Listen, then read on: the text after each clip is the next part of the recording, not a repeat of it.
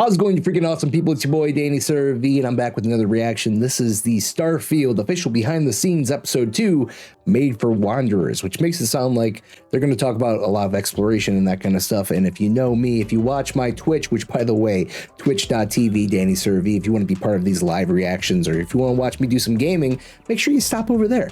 But if you know me, if you've watched any of my gameplay, you know that I love to explore. I spend 80% of all my gameplay looking around. It could be a linear video game where I'm just walking down a hallway and guess what? I'm going to try every single door. I'm going to look behind every single plant. So hopefully this video will point me in some good directions as to how much exploration I will get out of Starfield. I have a feeling it's going to be a whole crap ton. Let's find out together, shall we? It's a level of immersion that we really focus on. You're not just playing a game, but you're living in this world, in this universe. It's a giant open world for the player to do what they want. Perfect. You feel like you've had an impact in the world. You really feel like you're there. There's certain, types of entertainment where you're just experiencing it. You're taking in what the creator wants you to see, and they draw that dotted line between this happens, go here, do this. The more that we can put you in the situation where you're going to decide. That's what makes video games the best form of entertainment that That's they true. are. So what makes role-playing games especially the best form of entertainment? For me, at least. Hold on real quick. We're going to turn off these... Nope, that's not even closed captions. That's just built into the video is music. Hey, good on them. We don't just make RPGs, like we make simulations, and that leads to a lot of just crazy stuff that can happen and things you don't expect. Yeah, we always have those big fights, like, what if combat breaks out right now, right? You have to handle that, right? Because it could. You can't control it. The only thing you control is that the game has to account for it somehow. We embrace the chaos, let it play out, and usually it's pretty fun. A lot of us have been doing this for a long time together, and it's nice with Starfield to go back to some things we didn't do, the backgrounds, the traits, the defining your character, all of those stats. And I think there's so many games now that... Okay. So we know now that during character creation, we're going to have the stat decisions, right? And he said defining your traits. So when I think of defining your traits, it's usually above and beyond what Bethesda has generally given us in the past. So, I think of games where you might pick an actual background for your character and you might pick some story that is the backstory for your character, as well as picking, hey, my strength is this and my vitality is this from the jump, and then being able to continue on and edit that, which I'm excited for. I love any game that gives me that kind of freedom, especially from jump. I love it. Love it so much. That do those things, that people are ready for something that does a lot of the things that, older hardcore RPGs, some that we used to do, doing those again in a new way. We've always allowed the player to, to create really interesting, unique characters. This game, we've definitely severely leveled up. Awesome. The tech is based on scanning of real-world models, similar to the photogrammetry we do in our landscapes. We're kind of applying the same thing to our people as well. Because it's not just the appearance of your player and all that, but we want all the personal interactions with NPCs, other characters in the game to be as impactful as possible. And for that, you have to believe these are real people. You're a real person interacting with real people. One of the big choices is which part of the game world am I going to engage in? We always make a bunch of different groups that represent some of the major factions in every game. And in this one, we've got the United Colony. Okay, real quick. Why does Emil look like he just doesn't even want to be here? Like he's hunched over and he keeps making like some weird faces. I know he can't say his own last name, but like, be a little bit more excited. You're working for Bethesda making an awesome video game. Why am I always picking on Emil? Huh? We always make a bunch of different groups that represent some of the major factions in every game. And in this one, we've got the United Colonies that represents the future Space Republic, idealized. You also have the Freestar Collective, which is the space Western fantasy, people that are out there on the frontier. We've got Ryujin Industries, which represents corporate life. I think it has one of the best starts of any of the factions we've done. It's a megacorp, and you get hired, right? Like you would do, right? We'll play for our job. We'll see if you cut the mustard. Right. Yeah, I love approaching it that way, where, okay, what makes the world feel whole? What are the groups that would make it feel whole and believable? And then how does the player interact with them? You know, what we're doing with the pirates, the Crimson Fleet as well.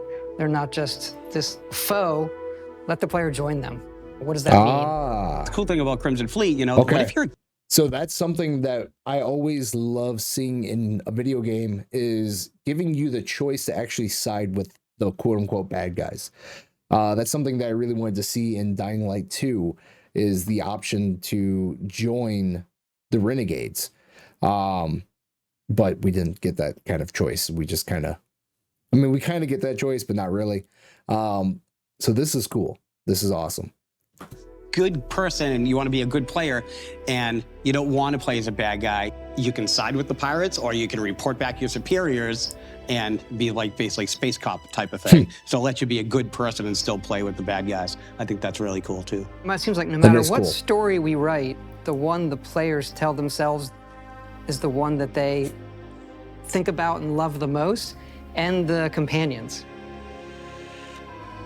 Hello, Captain. How may I be of assistance? Hey, all right. We haven't really seen much CGI or gameplay from the game aside from a handful of like ships, like an outer view of a ship or like the inner view of the person's face. So this is cool. So something we really, leaned into on this game, how those other characters felt about you. That's probably my favorite part. Like when you're exploring and then your companion makes some comment off the cuff about something that you're checking out or something that just happened. It just feels so perfect for immersion. It's so believable. You think it's a real person. You know what? I love that too. I absolutely adore it. But in Skyrim, the one shield bearer girl that the first Jarl gives you, hate her so much. You know why? Because of everything she says. Every single little thing that she says to you while you're playing that game is the exact reason why she's the person I always sacrifice when I get to that one temple where you can sacrifice people. Yeah, Lydia. Yeah, screw Lydia. Hashtag be nice to Emil. Hashtag sacrifice Lydia. Because you know what? She's the worst. So, we knew we wanted to do some kind of persuasion minigame thing. Yeah, we sat down and it was funny. We didn't start with, let's do an evolution of, let's look back at the old Oblivion system, but there are a couple of beats there. You have to think about what's my risk here, right? Which one do I want to choose? We didn't want it to be a system where there was definitely the right thing to say. It feels like you're having a conversation where you're actually trying to persuade somebody of something. So it's actually, I think it's, as far as new systems in dialogue, I think it's definitely one of the most successful ones that we've had. Which is also exciting. Sorry that I keep pausing the video, but you know what? I'm not sorry. Something that's awesome with that. So many games, they give you these choices of dialogue, and there's the clearly obvious of good choice, clearly obvious of bad choice, and maybe you get some type of in-between choice if you want to be a neutral character. But what they're saying is that they're going to be focusing more on giving that kind of control up to you, making it less obvious what the good or bad thing is to say, and just kind of letting you play out how you would respond to somebody. And I love games like that. I don't have to feel like I'm sacrificing my playthrough to answer something the way I would in person.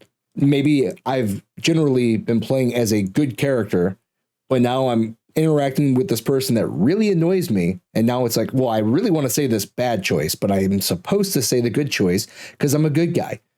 And so I don't have to feel that sacrifice of self to make the playthrough a good playthrough. I don't have to feel that sacrifice of playthrough to make a choice that I would make in person. So beautiful. Love it. As long as they are able to, actually do it, then it's great. Yeah. I think when we knew we were making a game about space, you ask yourself certain questions, and that question is, what is out there? And so as a game, we have romance, adventure, mystery, but I think with Starfield, there's this other layer of, the cosmos and the universe and what is out there. At the end of it, we want the players to have told their own journey, but then look back at it and we're asking the big questions. Why are we all here? Where is it leading? And what's next for humanity?